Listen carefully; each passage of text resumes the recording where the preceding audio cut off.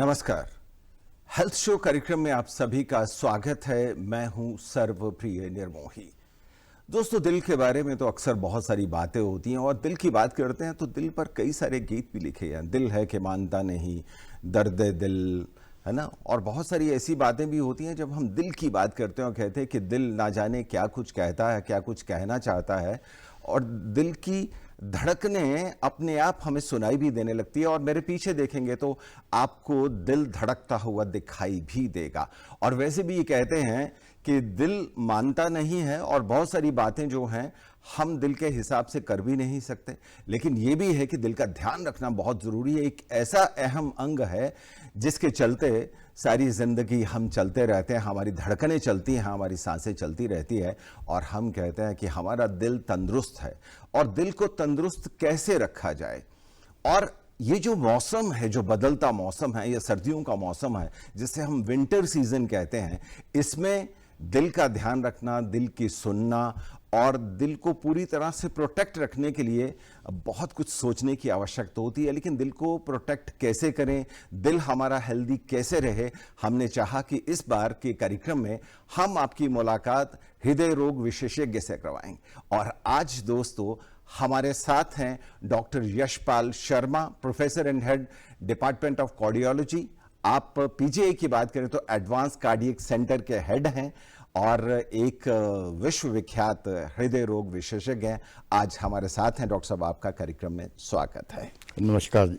और डॉक्टर साहब, जब हम बात करते हैं दिल की, तो दिल की बहुत सारी बातें, हमने कहा कि गीत तो बने ही हुए हैं, लेकिन जब श्रोता सोचते हैं, दोस्त सोचते हैं और उनको लगता है, दर्शकों को लगता है कि हमें बहुत कुछ जानने की आवश्यकता हो, हम दर्शकों को ये भी चाहेंगे कि हम उन्हें बता दें कि हमारे टेलीफोन नंबर्स क्या हैं ताकि हमसे वो बात कर पाएं। हमारे टेलीफोन नंबर्स हैं 2690037, 2690037 हमारे टेलीफोन नंबर है और STD कोड है 0172। डॉक्टर साहब, पहला सवाल आपसे, जब हम दिल की बात करते हैं, कहते हैं कि जब कोई समस्या आने को होती है तो दिल बहुत कुछ हमें समझाने की कोशिश करता है, कहने की कोशिश करता है कि मैं बहुत दबाव में हूं, संभल जाओ, जाग जाओ, लेकिन हम नहीं जागते। क्या कहेंगे? बेसिकली दिल एक बहुत ही सेंसिटिव और एक इंटेलिजेंट ऑर्गन है। जब भी इस पे कोई स्ट्रेस पड़ती है तो इसकी जो फीलिंग है वो एक पर्सन को बिल्कुल पता लगने लग पड़ता है कि मैं कुछ स्ट्रेस में हूं। इस पे कहते हैं ना कि थोड़ा दिल भारी हो गया, दिल को ऐसे लग रहा है, मेरा मन नहीं लग रहा, समथिंग। या कोई जैसे कुछ ब्लड प्रेशर के पेशेंट होते हैं तो उनको जब ब्लड प्रेशर ज़्यादा होता है तो वो एक किस्म की हेड में प्लस हार्ट में उसका स्ट्रेस पड़ जाता है। हार्ट को एक ज़्यादा काम करना पड़ता है तो वर्क स्ट्रेस में चला जाता है। और इसी तरीके से अगर इसकी ब्लड सप्लाई में कुछ कमी हो तो जैसे कहते हैं कि चलने पे थकना शुरू हो जाता है, टांगों में जान नहीं रहती, या फिर दर्द शुरू हो जाती है, या फिर कईयों को अटैक भी हो जाता है। तो बेसिकली ये सिम्टम्स जो है एकदम पता लगने लग पड़ता है कि जो बंदा पहले दौड़ रहा था उसका अब दौड़ने में उतना नहीं दौड़ सकता, उसकी जो कैपेसिटी कम हो जाती है। जो बहुत दौड़ता था, जो नॉर्मल 5-6 किलोमीटर सैर करता था, वो 3-4 किलोमीटर पे उसको थोड़ा सा थकावट और सांस हो जाती है। ऐसे ही जो कस्टम से उसकी एक्टिविटी हमें कम होना शुरू हो जाती है। तो जब भी कोई चेंज आए तो उसको ले लेना चाहिए कि मेरे को दिल की कुछ ऐसा तो नहीं कि दिल की कोई प्रॉब्लम है, लेकिन प्रॉब्लम कईयों के कारण हो सकता है, जैसे कि लंग्स की प्रॉब्लम है, हीमोग्लोबिन कम है, मसल वीकनेस हो गए, कोई स्ट्रेस है। बट दिल एक ऐसा है कि अगर इसको इग्नोर कर लो तो इग्नोर करने के बाद अगर कुछ मेजर हार्ट अटैक हो जाए या सडन कार्डियक डेथ हो जाए तो ये फिर टाइम भी नहीं देता। तो इसलिए ये बहुत सेंसिटिव ऑर्गन है, इसका एक ध्यान रखना एक बहुत ही ज़रूरी है। चाहे इसको वैसे इसके सिम्टम को समझो या जो रिस्क फैक्टर होते हैं जिनमें कि कोई भी ऐसा रिस्क फैक्टर है, वैसे तो 9-10 रिस्क फैक्टर पहले शुरू में बोलते थे कि उनको अगर कंट्रोल कर लो, जैसा कि मैंने कई बार रेडियो पे, टेलीविज़न पे जब ये शुरू में ऐसे आया कि 9 रिस्क फैक्टर कर लो तो 90% हार्ट अटैक कम हो सकते हैं। और जो प्राइमरी भी और सेकेंडरी जिनको हुआ है वो भी अगर पूरी ध्यान रखें तो नियर नॉर्मल रहते हैं। तो ये एक बड़ा है कि उन 9 रिस्क फैक्टरों को पूरा कंट्रोल करो, और जो नए रिस्क फैक्टर आए हैं जैसे कि आजकल साइको सोशल स्ट्रेस है, पोल्यूशन है, ये इनको भी एक कंट्रोल करना बहुत ही जरूरी है। जी। क्योंकि बाकी स्ट्रेस फैक्टर तो कईयों को पता है, वो तो एक मुझे लगता है कि जो सारे रिस्क फैक्टर हैं इनको स्कूल से शुरू करा दें, तब कि बच्चों से ही शुरू हो जाए, क्योंकि यंग में भी आजकल हार्ट की प्रॉब्लम बहुत हो रही है। बिल्कुल सही कहा डॉक्टर साहब आपने। और हम अपने दर्शकों को बताना चाहेंगे कि बहुत ही सेंसिटिव ऑर्गन है। अगर सिम्टम्स कुछ आ रहे हैं और जिन लक्षणों की बात कही है डॉक्टर साहब ने कि 9 के 9 रिस्क फैक्टर हैं, एनवायरमेंटल फैक्टर आजकल एक साथ में जुड़ चुका है क्योंकि पॉल्यूशन बहुत ज़्यादा हो चुकी है। लेकिन अगर आजकल की बात करें तो आजकल जो है डॉक्टर साहब, सर्दियों का मौसम अब बढ़ रहा है, धीरे धीरे सर्दी बढ़ने लगी है। और जब सर्दी बढ़ती है, विंटर्स आती है, तो कहते हैं कि बहुत ज़्यादा ध्यान रखने की आवश्यकता रहती है दिल की, क्योंकि दिल कहते हैं अपने आप में स्ट्रेस में चला जाता है। जब हम ये सोचते हैं सब चलता है जैसे गर्मियों में चलता था, अब भी चलेगा, क्या चलना चाहिए ऐसे? ऐसे है जैसे ही गर्मियों के मौसम से सर्दी आना शुरू होती है, शुरू में तो टेम्परेचर इतना नहीं गिरता, लेकिन जब टेम्परेचर गिरता है तो इस बॉडी में सारे जो वेसल्स होते हैं वो उनकी वेजोस्पाज्म हो जाता है, वेजो कंस्ट्रिक्शन हो जाती है, तो ब्लड प्रेशर बढ़ जाते हैं, हार्ट रेट भी बढ़ जाते हैं। तो इससे क्या है कि वर्कलोड और वर्क स्ट्रेस बढ़ जाता है, और सर्दियों में जो एक डिमांड बढ़ जाती है और ब्लड सप्लाई कम हो जाती है, तो इसलिए सर्दियों में एंजाइना, हार्ट अटैक सारे बढ़ जाते हैं। तो इन दिनों सर्दियों में बहुत प्रिकॉशन लेनी चाहिए।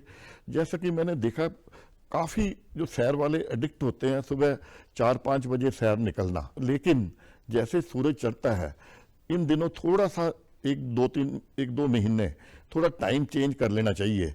जैसे सैर है वो सूरज निकलने से थोड़ी धूप में की जाए तो वो अच्छी है, उसमें जो टेम्परेचर है थोड़ा बढ़ जाता है। अभी तो इतना नहीं हुआ, पर जैसे कि टाइम चलता जाएगा फॉग भी आ जाएगी, टेम्परेचर भी डिप कर जाएगा, और अगर बाई चांस इन दिनों सर्दी लग जाए और चेस्ट इन्फेक्शन हो जाए तो हार्ट अटैक के चांसेस बढ़ जाते हैं। और सेकेंडली एक देखा गया कि जैसे वायरल इलनेसेस, कोई माइनर सा वायरल होता है, वो पेशेंट इग्नोर सा ट्रीटमेंट ली या नहीं ली, उसके 2-3 हफ्ते के बाद जो थोड़ा हार्ट अटैक होते हैं, जैसा कि हम पहले नहीं पूछते थे, आजकल हर पेशेंट को अगर पूछो कि भी आपको इससे पहले कोई पिछले महीने में जब समथिंग कोई इन्फेक्शन हुई तो कह देता है कि मेरा गला खराब, नाक चला था, गला खराब हुआ। तो ये इन्फ्लेमेशन जो है ये ट्रिगर करती है हार्ट अटैक को। तो इन्फ्लेमेशन से बचने के लिए कोई भी इन्फेक्शन ना हो, अगर हो तो उसका पूरा अपना एक ट्रीटमेंट ले लो। कोई अगर जो कार्डिक पेशेंट हैं उनका हार्ट वीक है, वैसे तो सारे बोलते हैं कि जी वायरल हो कोई एंटीबायोटिक नहीं लेनी चाहिए, बट कोई जनरल रूल नहीं अपने पे लगाना चाहिए। जिनका हार्ट वीक होता है उनको इमीडिएटली डॉक्टर की सलाह लेके, और डॉक्टर का थ्रेशोल्ड भी उन पेशेंट को मे बी माइल्ड एंटीबायोटिक्स दें और एस्प्रिन दें उन दिनों, और साथ में एनाल्जेसिक दें, तो जो हार्ट अटैक के चांसेस कम हो जाते हैं। जनरल रूल है जैसे कि कई जब बने हुए हैं कि जी एंटीबायोटिक नहीं देनी चाहिए, वो नॉर्मल हेल्दी पर्सन के लिए होते हैं। जो जिनकी इम्यूनिटी कंप्रोमाइज्ड है, जो कीमोथेरेपी पे हैं, जिनकी अपना मैलिग्नेंसी हुई है, उनका हार्ट वीक है, साथ में कीमोथेरेपी मिली हुई है, उनको अगर ना शुरू करें तो एकदम इन्फेक्शन में जाके सेप्टिसीमिया हो जाता है। बिल्कुल सही कहा आपने कि सेप्टिसीमिया हो जाता है। सेप्टिसीमिया हो गया तो समझ लीजिए समस्या बहुत गंभीर हो गई। लेकिन डॉक्टर साहब चर्चा जारी रखेंगे, इस पर और चर्चा करेंगे कि हमें किन किन चीज़ों का और ध्यान रखना चाहिए। एक कॉलर जो हैं वो हमारे साथ जुड़ चुके हैं, बंटी हिसार से हैं, उनसे बात करते हैं। हेलो। नमस्कार जी। नमस्कार डॉक्टर साहब, हृदय रोग के प्रारंभिक लक्षण क्या हैं? जी डॉक्टर साहब, हृदय रोग के बेसिकली जैसा कि मैंने शुरू में बताया, शायद आपने वो सुना नहीं होगा, बाद में सुनोगे। हाँ जी, हाँ जी। जब भी कभी हृदय रोग में प्रॉब्लम आती है तो आपको या तो वीकनेस, फटीग शुरू हो जाती है, या आपकी जो चलने की कैपेसिटी है वो कम हो जाती है। जैसे और ज़्यादा जैसे हो तो आपको चलने में, हार्ट में थोड़ी हैवीनेस शुरू हो जाती है, जो कि आपकी लेफ्ट आर्म की तरफ जा सकती है, जा की तरफ जा सकती है, या आपकी बैक की तरफ भी जा सकती पेन, जिसको हम अच्छा जी। रेडिएटिंग पेन बोलते हैं। हाँ फिर जी। साथ में अगर कोई बहुत ज़्यादा आपका 70% से 90% में ब्लॉक चला जाए तो हाँ जी। आपको ये सिम्टम आते हैं। बिलो 70 यूजुअली नहीं आते, पर अगर अच्छा जो जी। किसी के HB कम है, कुछ हाँ और जी। प्रॉब्लम है, तो हाँ जी। उनका 60% में भी सिम्टम आ जाएंगे। तो अच्छा इसलिए जी। 70% से नीचे जो होते हैं उनमें एक हाँ किस्म जी। की मेडिसिन चलती हैं, पर 70 अच्छा से जी। जब 90% में होता है तो शुरू हो जाती है आपकी पेन चलने पे। अगर हाँ जी। 90% से ज़्यादा तो आपको बैठे बैठे भी दर्द होना शुरू मिनिमल एक्टिविटी पे हो जाती है। और ये 100% एंजाइटी में इसके लक्षण है जी? हाँ, एंग्जाइटी में जैसे अगर किसी को एंग्जाइटी है, उस हाँ ये जी। एंग्जाइटी और स्ट्रेस इस हार्ट को प्रॉब्लम को प्रेसिपिटेट कर सकते हैं। अगर किसी अच्छा को जी। थोड़ी प्रॉब्लम है तो हाँ उससे जी। ये बढ़ सकती है। बाकी जो अच्छा। एंग्जाइटी में आगे बोलते थे एटिपिकल चेस्ट पेन, जो मेल फीमेल में, आजकल एटिपिकल चेस्ट पेन का एक खत्म हो गया। कोई भी अच्छा जी। आपको एटिपिकल चेस्ट पेन है, आपको इमीडिएटली चेकअप करा लेना चाहिए अपने आप या डॉक्टर को। इसको एटिपिकल करके मिस नहीं करना चाहिए। अगर कोई ठीक है मिस जी। कर गए तो हाँ जी। आजकल आप इवन यंग में भी हार्ट अटैक हो रहे हैं। हाँ जी, जी। हाँ जी। हमसे बात करने के लिए बहुत बहुत शुक्रिया आपका। धन्यवाद जी, धन्यवाद। डॉक्टर साहब, जब हम दिल की बात करते हैं और आपने कहा कि लक्षण बताए कि क्या क्या सिम्टम्स दिखाई देते हैं, बाजू पे दर्द चली जाती है, हाथों तक जाती है, पीठ तक चली जाती है, ये सारे सिम्टम्स होते हैं। एक हार्ट बर्न की प्रॉब्लम होती है, रिफ्लक्स की प्रॉब्लम होती है और दर्द होती है और लगता है कि ये दिल की तरफ भी इशारा कर रही है। और लेकिन कई बार क्या होता है, सचमुच में वो दिल की तरफ ही इशारा कर रही होती है, वो दिल की होती है। हम सोचते हैं कि नहीं कोई बात नहीं, एक छोटी सी गोली खा लेते हैं, रिफ्लक्स होगा, तो हम इग्नोर कर देते हैं। ऐसे में लेने के देने पड़ जाते हैं। क्या कहें? जैसा कि रिफ्लक्स शुरू में जैसे काफी लोग इसको बोलते थे कि गैस है, जी। ये रिफ्लक्स है, वो थोड़ा अवॉइड करते थे। कुछ तो सिम्टम में भी वो सोचते थे कि मेरे को हार्ट की प्रॉब्लम, उससे ऐसा नहीं, ये गैस ही होगी, यही होगा। इसमें पहली बात है कि कभी किसी को टाइम डिले नहीं करना चाहिए। जो इवन आपकी जो हार्ट बर्न भी है, अगर पेन हो रही है तो एक ऐसा होता है कि ये कार्डिक होने के ज़्यादा चांस होते हैं। जब अगर मैक्सिमम पेन लो, इवन जो दूसरी एसिड की पेन होती है, अगर ज़्यादा एसिड हो जाए तो ये एंजाइना को प्रेसिपिटेट भी कर देता है। तो कहने का मतलब कि ये प्रेसिपिटेट भी कर सकता है। और कुछ majority of the pains in elderly जो कि गैस गैस बोलते रहते हैं, वो राइट कॉर्नरी इस्कीमिया से निकलती हैं। जी। तो राइट कॉर्नरी वाली पेन हमेशा आपकी एपिगैस्ट्रिक रीजन में हो सकती है, रेट्रोस्टर्नल भी हो सकती है। तो इसलिए कभी भी अपना पेन को गैस समझ के नहीं, आप डॉक्टर से सलाह लेके, प्लस डॉक्टर को भी इसका पूरा तरीके से ECG कर ले और ट्रीटमेंट दे दे। और सेकेंडली, अगर किसी को ऐसा है नॉन पेशेंट प्लस उसमें चेंजेस हैं, इमीडिएटली आपको एस्प्रिन देनी चाहिए। अदरवाइज गैस, अकेली गैस हो तो एस्प्रिन वैसे करते हैं, बट कहीं आप दूर हो, कहीं ऐसा हो रहा है, तो आप चाहे एंटासिड ले लो, साथ में PPI ले लो, पर एस्प्रिन जरूर ले लो, ताकि ऐसा ना हो कि मिस हो जाए, डॉक्टर से जाने से पहले कोई ऐसी इवेंट हो जाए। डॉक्टर साहब, उम्मीद करते हैं कि हमारे जो दर्शक हैं वो ध्यान रखेंगे कि अगर रिफ्लक्स हो रहा है, हार्ट बर्न हो रहा है, ज़्यादा तीव्र दर्द हो रही है, तो ऐसे में वो ये ना माने कि सिर्फ रिफ्लक्स है, पेट की समस्या है, ठीक हो जाएगी। विशेषज्ञ की सलाह लेना बहुत ज़रूरी है। बहुत। और एक दर्शक हमारे साथ जुड़ चुके हैं, एक कॉलर हमारे साथ जुड़े हैं, उनसे बात करते हैं। हेलो हेलो, जी हाँ जी सर। जी, क्या नाम है आपका? राकेश नाम है, फतेहाबाद से। जी, पूछिए अपना सवाल डॉक्टर साहब से। सर ये था कि जैसे अभी हार्ट रिलेटेड प्रॉब्लम बहुत ज्यादा होने लगी हैं, तो एक मतलब सोसाइटी में ऐसा चल रहा है कि जैसे न्यूली जो यूथ है वो जिम वगैरह जाते हैं, तो फिर ऐसा बोलते हैं कि कोविड के बाद में हार्ट अटैक उसकी वजह से बहुत सारे मतलब चांसेस बढ़ रहे हैं, और ज्यादा एक्सरसाइज करने से भी ऐसा सुनने में आता है कि मतलब हार्ट अटैक आ रहे हैं। तो क्या सर ऐसा कोई जेन्युइन इसका सर कुछ रीजन है, या वैसे ही नॉर्मल जो रिलेटेड हार्ट अटैक्स वगैरह ज्यादा आ रहे हैं, या वैसे ही है नॉर्मली सर? जी बेसिकली ये है कि जो जिम का है, जिम को बहुत ज़्यादा नहीं करना चाहिए, क्योंकि जिम की एक्सरसाइज वो जो ना क्लोज एनवायरनमेंट में होती है। अगर आप खुले में कोई भी करते हैं जो एक्सरसाइज या वॉक या योगा या समथिंग, तो उसमें आपको ऑक्सीजन की सप्लाई फुल मिलती रहती है। अगर हम जिम में करें तो जिम में क्लोज एनवायरनमेंट में हम अपनी बॉडी की ऑक्सीजन रिक्वायरमेंट बढ़ा लेते हैं, और उतनी ऑक्सीजन सप्लाई एक क्लोज रूम में नहीं हो सकती। तो इसलिए जिम को ओवर नहीं करना चाहिए। अगर आपने करनी है, कोई टेम्परेचर जिन दिनों बहुत ठंड है, जैसे कि कुछ कंट्री में बहुत ठंडा होता है, पर वो ज़्यादा क्लोज एनवायरनमेंट में करते हैं, बट वो पूरा इस चीज़ का ख्याल रखते हैं कि ऐसा ना कि ओवर कर लें और सेकेंडली आप ऑक्सीजन डेफिशिएंट हो जाएं। तो मेरा ये है कि यूथ जिम ठीक है, जिम करते हैं, बट ओवर नहीं करना चाहिए। और सेकेंडली आपकी प्रेफरेंस अपना open exercise and open walk में ज़्यादा होना चाहिए। जी, हमसे बात करने के लिए बहुत बहुत शुक्रिया आपका।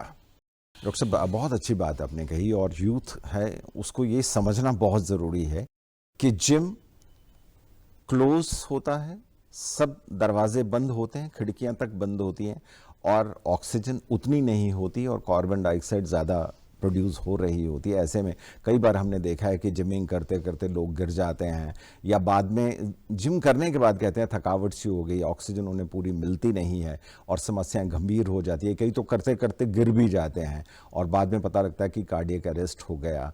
और इस तरह आपने इस पर बहुत अच्छी जानकारी हमें दी। लेकिन एक जानकारी और चाहते हैं, ये तो हुई यूथ की बात। यूथ जो जिम जाता है उसके साथ समस्या होती है, और यूथ एक ऐसा यूथ है जो पहले बिल्कुल तंदुरुस्त रहता था, लेकिन आजकल यूथ 30 ऊपर जाओ तो पता लगता है कि कार्डियक अरेस्ट हो रहा है, एकदम से कुछ हो गया, पता ही नहीं चला। तो ऐसे क्या कारण है? क्या हमारा खान पान ऐसा कुछ हो गया है, या हम कुछ ध्यान नहीं दे रहे अपनी सेहत पर, अपनी बॉडी पर? ये बहुत ही इम्पॉर्टेंट है कि यूथ में प्रॉब्लम आ रही हैं। यूथ का मेन जो आजकल चल रहा है कि एक लाइफस्टाइल ही टोटल चेंज हो रहा है, जैसे कि डाइट से लेके इनका स्लीपिंग पैटर्न, और दूसरा स्ट्रेसेस, और डेफिनेट एनवायरनमेंट ऑल्सो। ये सारे कंबाइंड फैक्टर जो ईटिंग हैबिट्स है, आजकल यूथ जंक फूड ले रहे हैं, लेट खाना खा रहे हैं, लेट सो रहे हैं, स्लीप डेप्रीवेशन हो रही है, और आगे उनको एक स्ट्रेसेस भी ज़्यादा हैं। Stresses in the sense of exam stress, other stresses. तो ये stresses combined with eating habit and sleeping pattern, ये यूथ में एक बहुत ही रिस्क फैक्टर बढ़ा रही हैं, psychosocial stress as well as their lifestyle. तो इसको कैसे दोनों चीज़ों को कंबाइंड इसका सोल्यूशन ढूंढा जाए कि सारे यूथ को, जैसे कि रिस्क फैक्टर में इनके हर स्कूल, हर क्लास में उस लेवल से उसको इनको पता लगे कि ये चीज़ें नहीं करनी चाहिए, इससे ये प्रॉब्लम आती है। तो आई थिंक काफ़ी रिस्क फैक्टर कंट्रोल हो सकते हैं। और सेकेंडली, जैसे कि जिन दिनों पोल्यूशन है, एयर क्वालिटी अच्छी नहीं है, उन दिनों बाहर ज़्यादा सैर नहीं करनी चाहिए, उस एरिया में सैर करनी चाहिए जहाँ पे एयर क्वालिटी इंडेक्स बेटर है। जैसा कि स्मोकिंग तो हम बोलते हैं, जब एयर क्वालिटी बहुत वर्स्ट है, वो कई गुना स्मोकिंग के बराबर हो जाती है। बिल्कुल डॉक्टर साहब, इस पर चर्चा करेंगे, क्योंकि अगर आजकल की बात करें, पोल्यूशन पर बहुत चर्चा होती है और ये रहता है कि एयर क्वालिटी अच्छी होनी चाहिए। एक दर्शक हमारे साथ जुड़ रहे हैं, कॉलर, उनसे बात करते हैं। भिवानी से हमारे से जुड़ रहे हैं। हेलो। हेलो जी, क्या नाम है आपका? सुभाष बोल रहा हूँ जी, भिवानी से। जी सुभाष जी, पूछिए अपना सवाल डॉक्टर साहब से। डॉक्टर साहब से मेरा सवाल ये है, जैसे डॉक्टर साहब सवेरे सवेरे उठते ही चाय पीने की आदत होती है और कई सालों से ही है, तो क्या ये चाय पीना भी अपने जो हार्ट अटैक है उसकी बीमारी होती है क्या चाय पीने से? ऐसा है कि अगर ये बोले कि सुबह चाय पीने से कोई ऐसा डायरेक्ट लिंक कोई ऐसा है नहीं, बल्कि अगर आपके माइंड में लगता है कि बेसिकली माइंड भी बड़ा एक इम्पॉर्टेंट प्ले करता है। अगर आपको ये लगता है कि सुबह चाय पीने से हार्ट की प्रॉब्लम हो सकती है तो ना पिए। इंडिविजुअलाइज भी होता है, बट यूजुअली लोग पीते हैं। पर इसमें जो बेसिक प्रिंसिपल है कि चाय पीने से, जब भी आप मॉर्निंग में उठते हैं तो थोड़ा पानी पी लीजिए, तो ताकि डिहाइड्रेशन ना हो। जो डिहाइड्रेशन अगर होगी तो अगर आप चाय पी लोगे तो उसके बाद पानी नहीं पियोगे। और डिहाइड्रेशन डेफिनेटली एक ऐसा फैक्टर है जो कि ब्लड में अपना क्लॉटिंग टेंडेंसी को बढ़ाता है। तो मतलब कि एक कप अगर कोई चाय पीता है तो हम उनको ये नहीं बोल सकते कि इससे हार्ट अटैक बढ़ जाएंगे, बिकॉज ये समथिंग चलो बोलते हैं कि चाय नहीं पीनी चाहिए, बट आजकल ऐसा भी नहीं है ना कि ये चाय पिए तो वो एक किस्म का शायद काम भी ना आगे कर सके। जी बिल्कुल। जी, डॉक्टर साहब। आपको हम यहाँ ये बताना चाहिए, डॉक्टर साहब ने बहुत अच्छी बात कही कि पानी की कमी शरीर को जब आप सो के उठते हैं तो होती है, ऐसे में पानी पीने के बाद चाय पी लें, और विशेषज्ञ ये तो नहीं कहेंगे कि आप चाय पीना बंद कर दें। और एक बहुत सवाल अच्छी और बात है है। जी, एक सवाल और जी, है। सवाल चलो। और। जी पूछिए जी। अपना सवाल। ये अपना जैसे हम सुनते भी आए हैं, अखबार में भी आती है जी, जो कोविड वैक्सीन जिसने ली है उस वैक्सीन का भी क्या सीधा संबंध है अपने हार्ट अटैक से? नहीं, ऐसा नहीं है। अगर ऐसा होता तो इतने लोगों को वैक्सीन लगी, सारे उनको ये हार्ट प्रॉब्लम हो जाती। ऐसा नहीं है, क्योंकि ऐसा जो देखा जाए तो बेसिकली अगर कोई वैक्सीन लाखों में लगी है, अगर किसी को ऐसे हो रहा है तो ये नहीं है कोई ऐसा नहीं बड़ा है, पर डेफिनेटली जो जब भी मेजर लगती हैं, अगर उसका बहुत भी कम भी हो 0.001 तो वो भी थोड़ा हो सकता है, बट वैक्सीन ने डेफिनेटली पेशेंट बचाए हैं। क्योंकि अगर ये ना लगती तो आप देखा ही था कि कैसे टीवी पे और फिर कैसे वेस्टर्न कंट्री में अदरवाइज जबकि ऑक्सीजन की डेफिशिएंसी हुई थी तो कैसे मोर्टेलिटी नॉट ओनली पेशेंट्स की, डॉक्टर्स की, पैरामेडिकल्स की, सारे कैसे हुई थी। जी उम्मीद करते हैं कि आपको अपने सवाल का जवाब मिल गया होगा। और वैसे भी कहते हैं कि जितना सोचेंगे उतनी समस्याएं ज़्यादा बढ़ती हैं, और सोचना बंद करें और अपने आप को तंदुरुस्त रखें, अच्छा खाएं, अच्छा पिएं, और फिर देखिए कि जीवन में आपका दिल किस तरह से धड़कता रहता है। जी डॉक्टर साहब, वीडियो क्लिप्स के साथ दर्शक हमारे साथ जुड़ना चाहते हैं, तो आइए देखते हैं ये क्या कहते हैं। हार्ट अटैक छोटे बच्चे से लेकर बड़े बुजुर्ग तक आप नोटिस करेंगे कि किसी भी उम्र में हार्ट अटैक आ रहा है। कि क्या हम करें कि हमें ਹਾਰਟ ਅਟੈਕ ਸੇ ਬਚਾ ਜਾ ਸਕੇ। ਅੱਜ ਕੱਲ ਲੋਕ ਜਿਮ ਵੀ ਜਾ ਰਹੇ ਹਨ, ਹੈਲਦੀ ਖਾਣਾ ਵੀ ਖਾ ਰਹੇ ਹਨ, ਬਾਹਰ ਵੀ ਖਾ ਰਹੇ ਹਨ, ਘਰ ਵੀ ਖਾ ਰਹੇ ਹਨ, ਪਰ ਉਸ ਦੇ ਬਾਵਜੂਦ ਵੀ ਅੱਜ ਕੱਲ ਹਾਰਟ ਅਟੈਕ, ਬੀਪੀ, ਸ਼ੂਗਰ ਆਦਿ ਪ੍ਰੋਬਲਮ ਬਹੁਤ ਹੋ ਰਹੀਆਂ ਹਨ। ਇਹ ਕਾਰਨ ਕੀ ਹੈ, ਕਿਉਂ ਹੋ ਰਹੇ ਹਨ ਇੰਨੀ ਜ਼ਿਆਦਾ ਡਿਸੀਜ਼ਸ, ਇੰਨੀ ਜ਼ਿਆਦਾ डेथ, वो भी ज़्यादातर हार्ट अटैक करके? कि हम जिम वगैरह भी जाते हैं तब भी फिर भी हार्ट की प्रॉब्लम है, एक्सरसाइज करते हैं तब भी हार्ट की प्रॉब्लम है। कि खान पीन की वजह से है, वैसी कोई दिक्कत है या कोई प्रॉब्लम है इसकी हार्ट की? जो आपका ईटिंग है, जैसे कि अगर आप बहुत ज़्यादा कार्बोहाइड्रेट खा रहे हैं तो आपको डायबिटिक टेंडेंसी बढ़ जाती है। बैलेंस्ड फूड जिसमें कि प्रोटीन ज़्यादा हो और आपका ऑयल्स वो कम हो और जो शुगर है वो भी ज़्यादा ना हो, तो साथ में सैलड हो, साथ में आपके जैसे लेते हैं फ्रूट हो, तो ये आपको एक बैलेंस डाइट दे देता है। हमने बहुत पहले 2006-07 में एक ईटिंग द ब्रेन सिग्नल किया था, तो वो एक ऐसा मार्क था जिसने डाइट पे पूरा इम्प्रूवमेंट कर दी थी। पहले क्या था, सारी जगह कार्बोहाइड्रेट ज़्यादा खाते थे, 5-6 चपातियाँ खा जाते थे, तो उसके बाद सारा मैकेनिकल सिग्नल जाता था पेट से, और मैकेनिकल सिग्नल जो केमिकल सिग्नल होते थे हार्मोन से वो लेट पहुंचते थे, तो by the time mechanical signal से सारा पेट भर के वो खाने से ओवर ईटिंग हो जाती थी, तो शुगर बहुत होती थी।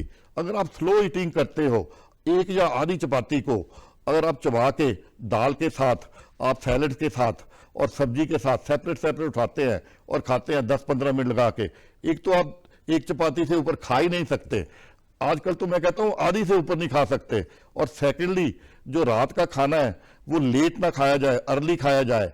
और जो जैसा कि आजकल देखा कि पार्टियों में या शादियों में लेट स्नैक्स भी चल रहे हैं, कोल्ड ड्रिंक्स भी चल रहे हैं, बेवरेजेस दूसरे भी चल रहे हैं, और उसके बाद लेट डिनर कर रहे हैं। ये एक बहुत ही इंपॉर्टेंट कॉज है मेटाबॉलिक सिंड्रोम और हार्ट अटैक का।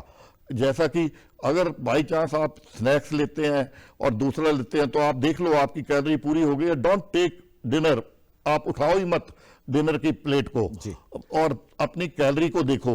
Over calorie can lead on to आपकी डायबिटीज भी, आपका हाइपरटेंशन भी और मेनी अदर प्रॉब्लम। कुछ और वीडियो क्लिप्स के साथ हमारे दर्शक हमारे साथ सर जी। मुझे पता करना था कि पाम ऑयल को लेके जो है कि ये ज़्यादा डेंजरस है हार्ट हेल्थ के लिए, ये एक मिथ है कि फैक्ट है मतलब, और अगर ऐसा है तो हम अपने चिल्ड्रन को बेस्ट ऑयल कौन सा दें उनकी हार्ट हेल्थ के लिए? डॉक्टर साहब जी, ऐसा है डॉक्टर कि जैसे हम तो घर में रूटीन खाना वही दाल सब्जी खाते हैं, वेजिटेरियन डाइट लेते हैं, लेकिन फिर भी जब हम रूटीन चेकअप करवाते हैं तो हमारा कोलेस्ट्रॉल बढ़ा होता है, लीवर का साइज़ इनलार्ज हुआ होता है, फैटी लीवर भी आता है। तो हम अपने खाने में डेली रूटीन में क्या चेंजेस करें कि हमें ये प्रॉब्लम्स ना आए? जी डॉक्टर साहब। बेसिकली जो पाम ऑयल है ये इतना अच्छा ऑयल नहीं है, और सेकेंडली जब इसको दोबारा रिपीटेड फ्राइंग करते रहते हैं तो इससे ट्रांस फैटी एसिड बहुत बन जाते हैं। तो इसलिए कोई भी ऑयल जिसको बार बार आप करते रहो वो एक किस्म का खराब हो जाता है, उसमें जो atherosclerotic tendency trans fatty acid से बहुत बढ़ जाती है, तो उससे बैड कोलेस्ट्रॉल बहुत ज़्यादा हो जाता है, तो वो अवॉइड करना चाहिए। और सेकेंडली जो दूसरे ऑयल हैं जिनमें कि आप ले सकते हैं, चाहे वो सरसों का ऑयल है, चाहे वो राइस का ऑयल है, चाहे वो सोयाबीन का ऑयल है, चाहे वो सफोला है, और चाहे वो अपना कैनोला है या ऑलिव है। ऑलिव ऑयल को बोलते हैं कि इसका ये बेटर है, बट दूसरे ऑयल भी जैसे अगर आप लेते हैं उनको साइकिल में लेते हैं, एक ही ऑयल बार बार नहीं, जैसे कि कभी राइसेला, कभी सोयाबीन, कभी ग्राउंडनट, इस तरीके से सरसों का ऑयल। और ऑयल की क्वांटिटी डेफिनेटली कम होनी चाहिए, ऐसा नहीं कि आप ऑयल बहुत ही ज़्यादा करो। बाहर के कंट्रीज में बॉइल्ड फूड लेते हैं, ऑयल उसको जस्ट अपना ऑलिव ऑयल और जो कुछ स्प्रे करते हैं, वो फ्राई नहीं करते। तो कैसे एक नई आए जिसमें कि फ्राई की जो रूटीन चल रहा है उसको बंद करके, चाहे वो एयर फ्रायर हो, चाहे दूसरा हो, बॉयल्ड हो, चाहे स्टीम हो, इस तरीके से अगर खाना खाया जाए और साथ में उसके स्पाइसेस भी बहुत ना हो जो कि गैस्ट्राइटिस करें, एक बैलेंस सब बन जाए और उस पे सारों का टेस्ट आ जाए, तो एक बहुत अच्छा एक चेंज हो सकती है। फ्राइड और जो बहुत ही ज़्यादा चीज़ें ये सारे हार्ट के लिए एक नुकसान ही करती हैं, फायदा नहीं करती। जी डॉक्टर साहब, फ्राइड की बात की तो हमारे यहाँ तो फ्राइड चलता ही रहता है, सुबह से शुरू होते हैं शाम तक, और एक चीज़ जो हमारी प्लेट में रोज़ शाम को या दोपहर को किसी वक्त ज़रूर आती है, उसे हम कहते हैं समोसा, और ये कहते हैं कि ये हार्ट हेल्थ के लिए सही नहीं। जी जी, बेसिकली आई थिंक ये जैसे कि कुकिंग हैबिट्स है, जब पता नहीं था कि हार्ट की प्रॉब्लम है तब से ये चलती आ रही, जैसे ही पता लगा तो शायद इसको अब इम्प्रूव करना चाहिए।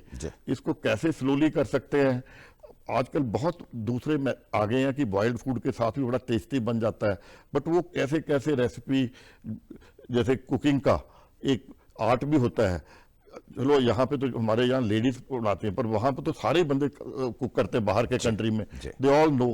तो वो कैसे कैसे यहाँ भी एक वो वही टेंडेंसी आए कि हर बंदे को पता हो कि ये ऐसे बनाना है, तो मेरा ख्याल है कि जो डाइट वाली है वो बिल्कुल रिस्क फैक्टर कम हो सकता है। और रहा समोसा का, समोसा तो एक वैसे तो कई जगह बहुत डेली खाते हैं, बट एक समोसा इंडियन का ये सारे यूएस में भी अब काफी हो गया कॉमन इंडियन समोसा। तो इसको अगर कभी आप खाओ हफ्ते में एक आध दिन तो इन द सेंस की ठीक है, बट आजकल समोसे भी एयर फ्रायर से आ गए हैं जिसमें ऑयल नहीं लग रहा, तो कॉन्शियस तो हर जगह पे है कि आप ऑयल को ना करें, अगर वैसे खाते हैं तो एक किस्म का आपका सिंपल फूड है वो। डॉक्टर साहब, चलते चलते एक या दो टिप जो हमारे दर्शक हमेशा ध्यान रखें हार्ट को लेकर। जैसे कि एक था कि डायबिटीज, हाइपरटेंशन, आपका walking, taking excess of fruit, not smoking, ये सारे जो रिस्क फैक्टर हैं ये तो करने ही चाहिए। उसके अलावा जो एक पोल्यूशन कंट्रोल करने के लिए कर सकते हैं, कि जैसे कि मैंने रिसेंटली इसको बड़ा डिटेल में देखा कि हमारा एयर क्वालिटी इंडेक्स 10 कैसे आ जाए, ताकि जो गाड़ियां चलाते हैं वो इस गाड़ियों का फिल्टर भी बेस्ट हो, गवर्नमेंट भी इसके फिल्टर के रेट कम कर दे और सारी गाड़ियों की मेंटेनेंस बेस्ट हो। और सेकेंडली जो सैटरडे संडे ऑफ किए जाएं, इसमें सारी की सारी पब्लिक ट्रांसपोर्ट करें, चाहे वो सीनियर सिटीजन के लिए जब एक्सपेरिमेंटल तौर के सबके लिए फ्री कर दें सैटरडे संडे, बिकॉज नेचर को जैसे बॉडी को एक दिन रेस्ट चाहिए वैसे ही नेचर को भी 2 दिन रेस्ट कंटिन्यूस चाहिए, उसमें कि एकदम एयर क्वालिटी इंडेक्स बेटर हो जाता है, क्योंकि सारे जो पार्टिकल्स ऐसे घूमते रहते हैं और अपने सड़कों पे डस्ट है, कार्बन है, नाइट्रोजन ऑक्साइड है, वो सारे के सारे कम हो जाएंगे।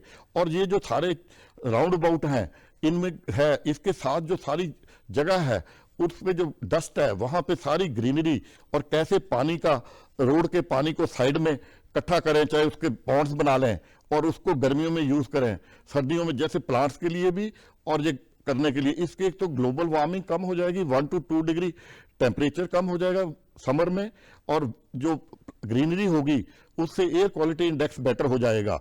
और सेकेंडली जो आपके जो सैटरडे संडे मिला है उसका आप घर की सराउंडिंग और अपने सराउंडिंग एरिया में भी 100 मीटर 200 मीटर उसको अगर ऑन कर लें कि उसको कैसे बढ़िया करना है, तो एक दी बेस्ट प्लेस बन जाएगी जो कि एनवायरनमेंट।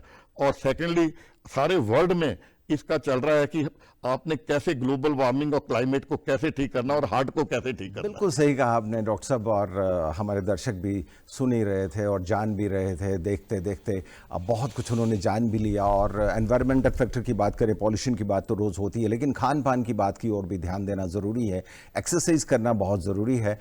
और इन सब बातों के साथ ही हमें उम्मीद है कि आपको ये कार्यक्रम अच्छा लगा होगा और आप अपने दिल को स्वस्थ रखेंगे, आज के बाद और भी ध्यान देंगे। और हमारा आज का ये कार्यक्रम यहीं पर संपन्न होता है। आप हमारा ये कार्यक्रम जो है डीडी पंजाबी और उनके सभी प्लेटफॉर्म्स पर जो है वो देख सकते हैं आप, डीडी हरियाणा पर, और साथ ही उसके सारे प्लेटफॉर्म्स और सोशल मीडिया पर भी इसे देख सकते हैं आप। डीडी चंडीगढ़ के जो प्लेटफॉर्म्स हैं सारे के सारे, और साथ ही साथ सोशल मीडिया पर भी देख सकते हैं, और वेव्स प्लेटफॉर्म पर जाकर भी आप इसे देख सकते हैं। और अगर आपका कोई सुझाव है तो आप hopchandigarh@gmail.com पर भी हमें लिख सकते हैं। और अब आज का ये कार्यक्रम यहीं पर संपन्न होता है। डॉक्टर साहब, इस कार्यक्रम में आने के लिए आपका बहुत बहुत धन्यवाद।